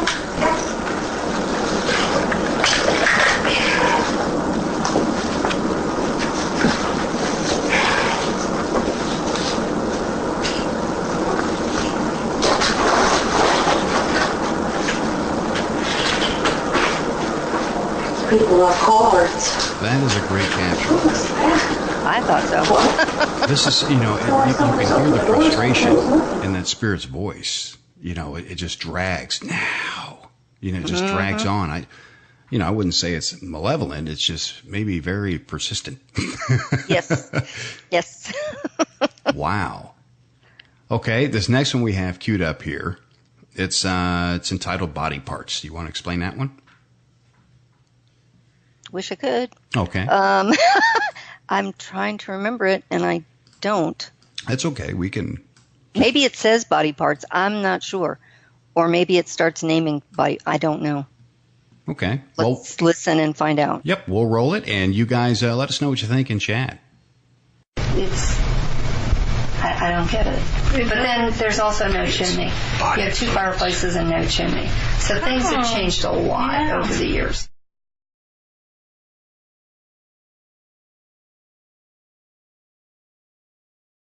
Me talking, and I was talking about the fireplace or the chimney or something. Yeah, we have got to roll that one again. That was, pay close attention to that. Definitely a male voice there. I don't get it. But then there's also no chimney. You have 2 fireplaces and no chimney. Wow. Yeah, that was a male voice, definitely saying body parts. That was blatantly obvious. And it's like they're right on the mic. What do you think that would mean? Do you have any idea what that would mean? Is maybe there's body parts of somebody around or something? Oh, I don't. Well, there is a chimney that's closed off.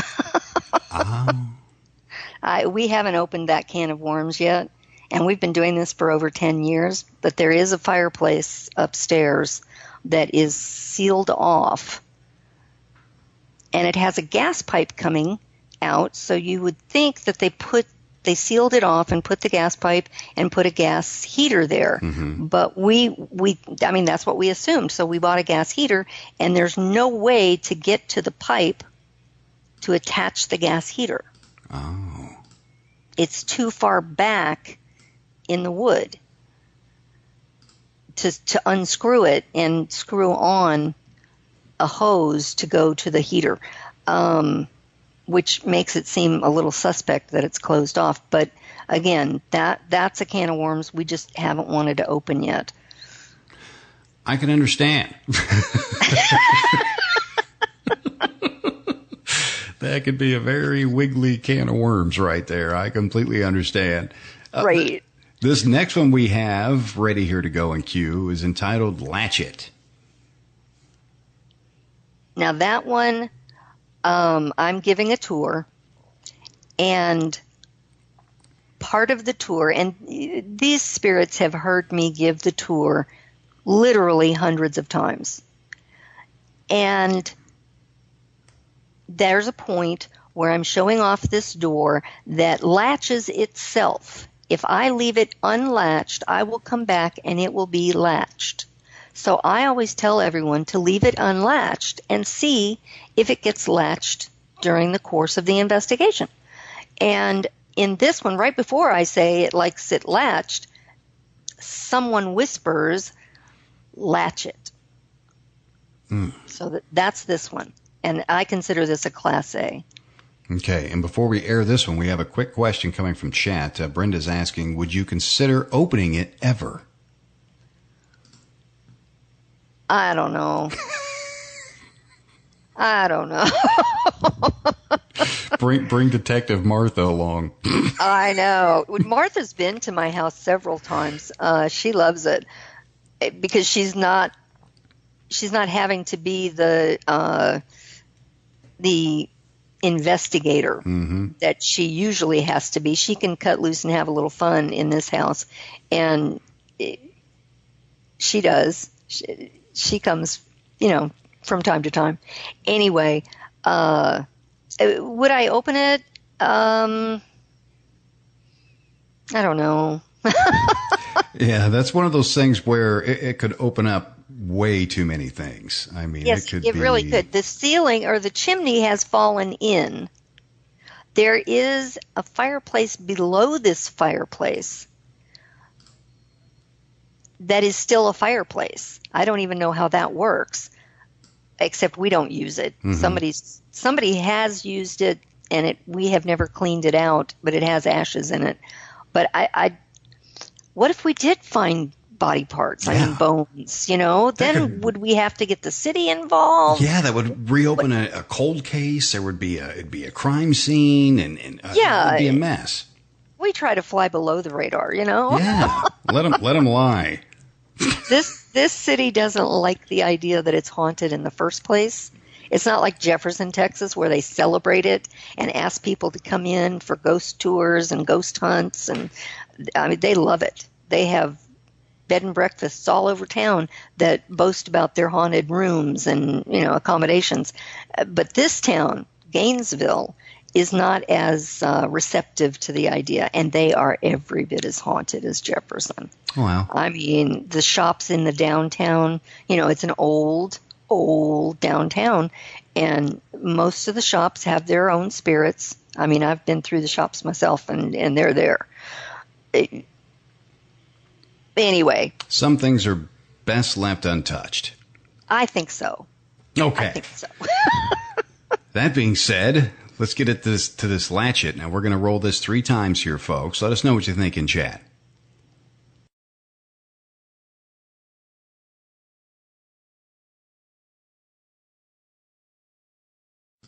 For some reason, the broadcaster does not like that one.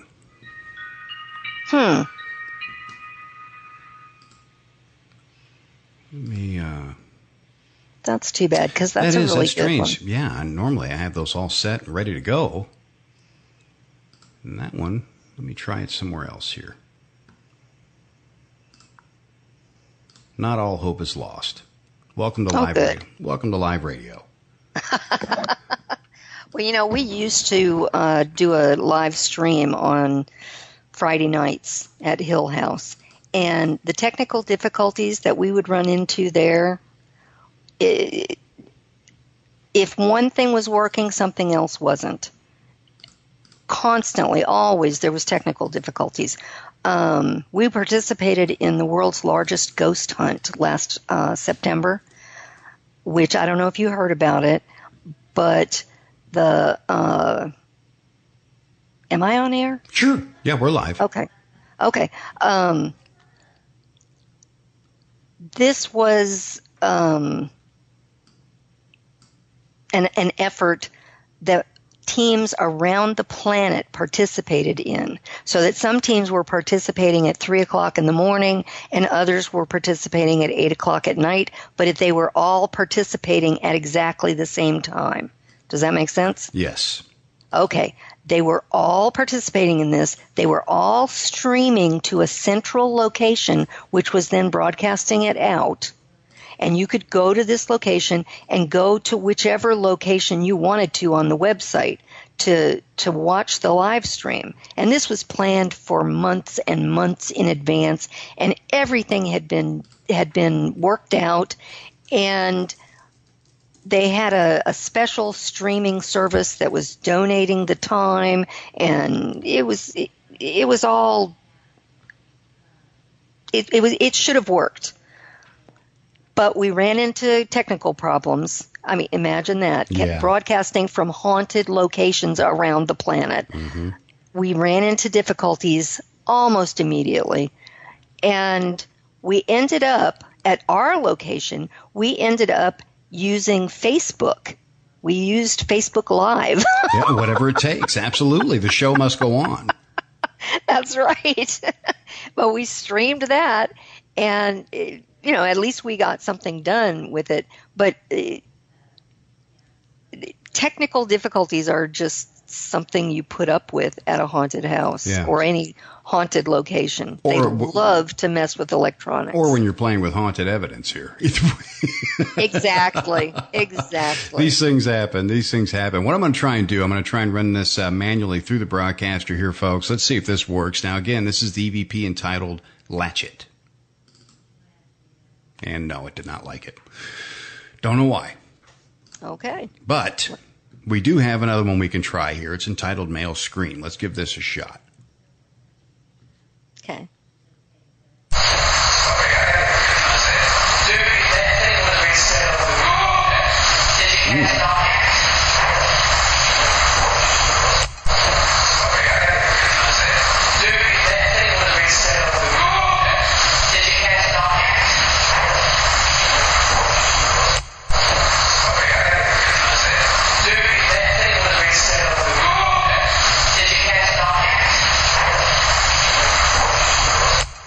Wow, you could definitely hear that in the background. Yeah, you could. I'm not as impressed with it as I am with the Latch It, but oh well. Well, I'm actually still working on it, so go ahead and continue. Okay. Well, I'm spoiled, and I have been for years. People will send me EVPs that they've captured at Hill House Manor. If I can't play it on my laptop and hear it, I'm not going any further. Good for you. I mean, they'll say, you have to take it into audio, whatever, or something, and you have to crank this up and crank that up. And I'm like, if I can't listen to it on my laptop, you don't have an EVP. Absolutely. And I've gotten a lot of criticism for that, but I am spoiled. We get that quality of EVPs at Hill House. And that's what you want to stick with. That's what's important, is you maintain that quality. I mean, whispers and so forth, you get into that pareidolia, you start hearing things. Your mind can only process so many things at once. So it gets down to just weeding through it. The whispers and so forth, no, I mean, they're just not prominent. They're really not something credible. You want your good Class A's, even a good Class B sometimes, if you can at least hear some kind of pronunciation or intelligence behind it, things of that nature. Now, what I've done is I've tried this repair on the file, Linda, and we're going to try and play this for you one more time, folks. Again, this is Latch It. They don't block this one. Oh, they block it. Yeah. I'm unlocking it. Sometimes you get a latch or behind your screen to latch. Yeah, they like it latch. They don't block this one. Oh, they block it. Yeah. I'm unlocking it. Sometimes you get a latch or behind your screen to latch. Yeah, they like it latch. The ghost blocked this one. Oh, it's blocked. Yeah, so I'm unlocking it.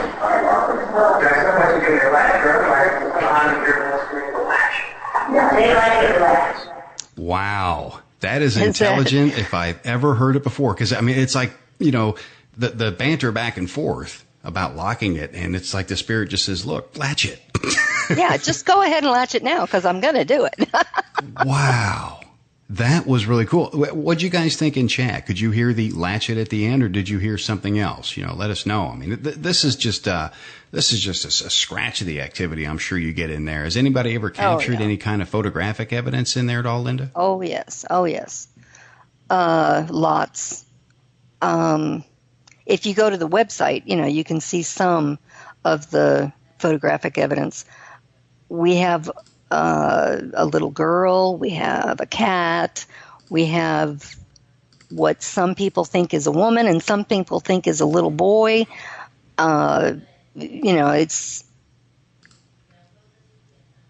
obvious to me that it's a woman, but it may not be obvious to somebody else. Everybody sees what they see. But, I mean, the person I sent this one photo to, I have an expert that I send photos to if I want to be sure that it's not doctored or, you know, something fishy about it. So I sent this off to him, and he spent about an hour looking at it and emailed me back and said that it was a member of the team. And so I sent him, I had happened to take a picture of the team that night, and I sent him a picture of the team. There was only 6 people. And they were all fairly distinctive people, and none of them looked anything like the person in this picture. I said, which of these people do you think that might be? And it didn't take him 5 minutes. He responded with, holy shit.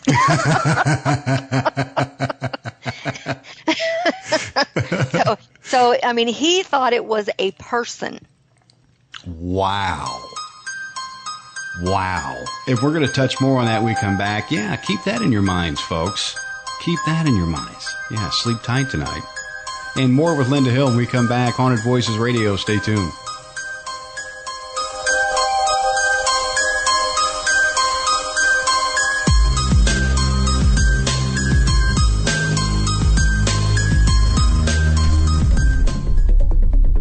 There are thousands of health and beauty products on the market these days, but how many can you say are truly natural? The name says it all, and Naturally by Darla is here to humbly serve, guide, and help to heal all individuals seeking a more natural way of living. NaturallyByDarla.com provides a wide variety of products and services like essential oils, soaps, balms and salves, powerful mists, and ancient healing techniques. Curious yet? We thought so, and invite you to visit our website, naturallybydarla.com, or call 847-334-1580. That's 847-334-1580. Naturallybydarla.com. Humbly serving for over 10 years. Naturally. Since 1948, Fate magazine has delivered a one-of-a-kind reading experience, covering everything from psychics, UFOs, paranormal investigations, and more. To subscribe, visit fatemag.com or call 828-702-3032.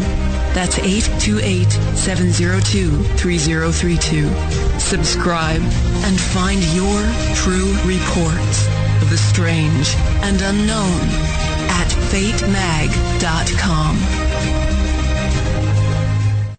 Haunted, a psychic story by author and radio host Ariel Grace. This is not your average book of hauntings. Haunted, a psychic story is written from a psychic perspective and contains true stories and some handy tips. Written in 3 parts, Haunted a Psychic Story contains chilling adventures, advice from the archangels, and helpful tips used by Ariel Grace to clear haunted homes around the globe. Haunted a Psychic Story is available on Amazon, or you can download straight to your Kindle.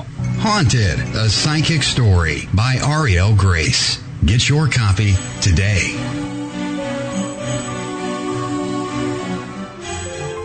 LetsTalkRadio.net. 47 minutes past the hour. You are tuned in to Haunted Voices Radio Live right here on LetsTalkRadio.net. Get into chat. This is your last chance to get into chat. We got the book giveaway coming up here, courtesy of Linda Hill, of course. And you can get into chat right there at letstalkradio.net. There's a live chat below right there at the lower right-hand corner. Just click on that, log it through the social media or as a guest, however you like, because the giveaway is coming up. Now, we've just had the willies scared out of us here with some of those EVP. My goodness, great captures. Definitely a place that I want to visit here in the near future, that's for sure. Texas isn't too far from Florida. Not too far. This may be something, maybe a live broadcast from there as well. You never know. A lot of great stuff can happen. Now, Linda has graciously offered a copy of her print book for a lucky winner this evening in chat. And here's how we're going to do it. We're going to keep this nice and simple. The first person in the chat room to name the title correctly of Linda's book wins a copy of the book. The first person to name the book wins the book. Let's see who's been paying attention here and who hasn't. Now, before the break, we were talking about these EVP captures, the sightings in there, the photographs, how we thought it was a real person. I can't even imagine. That would just give me the willies in itself. But the evidence in this place is astonishing, Linda. There's so much in there. And do you think that the spirits actually enjoy the company? Do you think they like people coming in there? Oh, yeah. Absolutely. In fact, I used to call it Six Flags for Ghosts and Ghost Hunters. Six Flags for Ghosts. I love it. Now, with this, you have this area where people can come research, hopefully serious researchers only. Don't go in there and stir the mess here, folks. That's just ridiculous.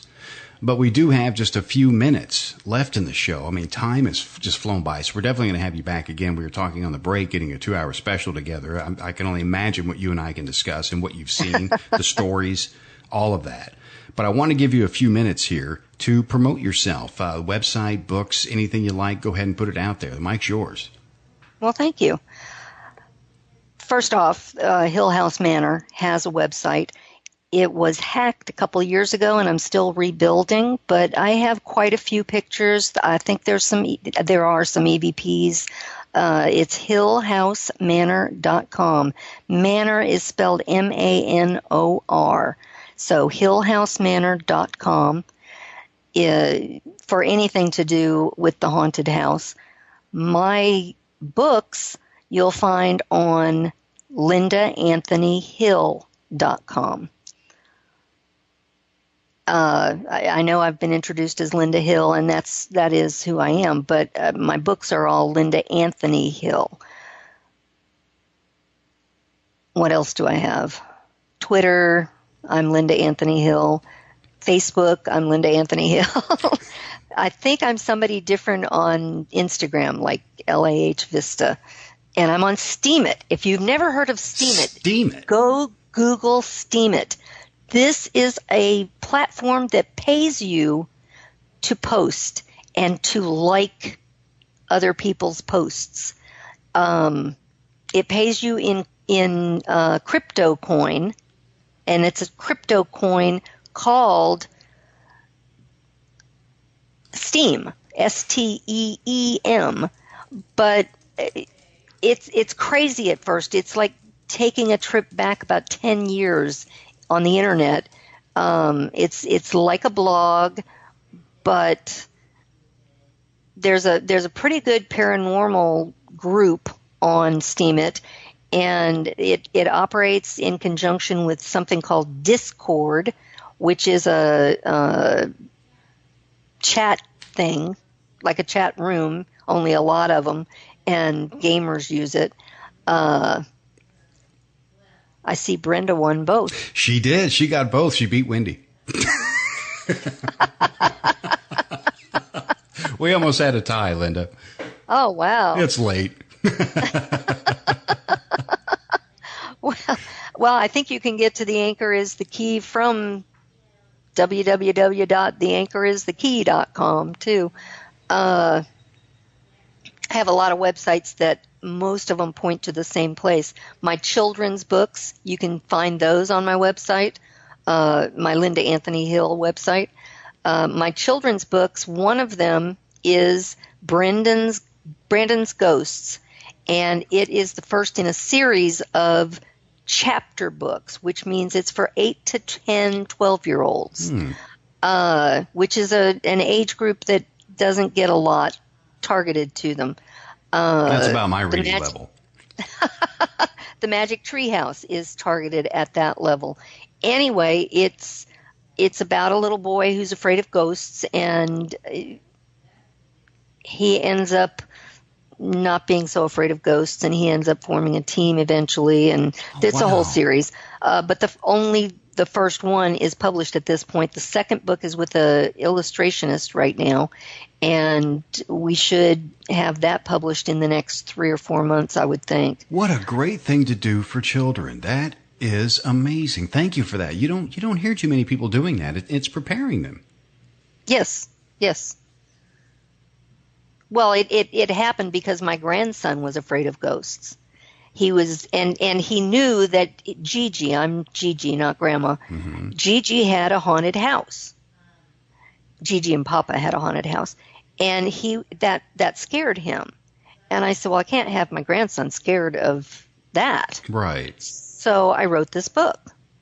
And he loved it. Just ate it up.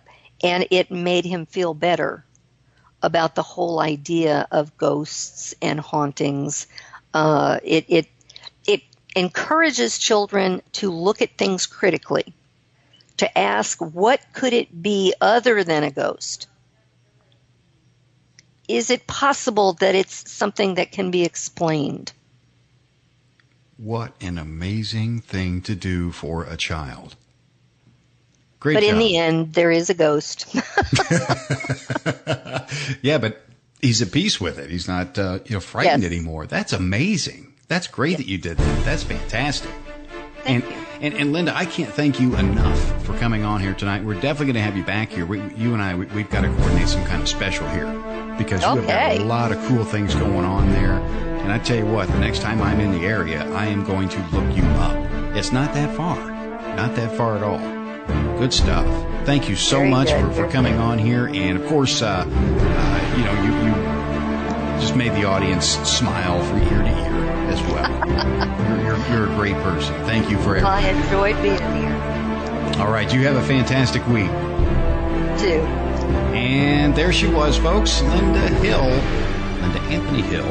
And congratulations to our winner this evening, Brenda. Good job. You got both books. Just send your contact info to me, Todd Bates at letstalkradio.net, and we'll get those over to our guests so you can get your prizes there.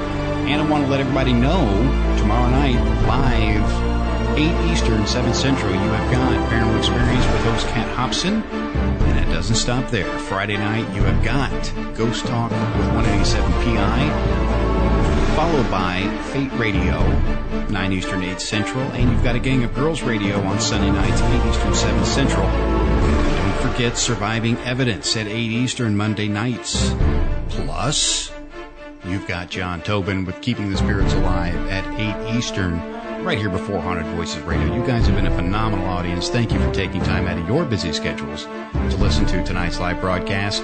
Give us about 30 minutes. We'll have it up there on the archives for you. You can find it on iHeartRadio, iTunes, Google Play Music, or right there on the website, letstalkradio.net. Just search Haunted Voices. That's simple. Have a good week, folks.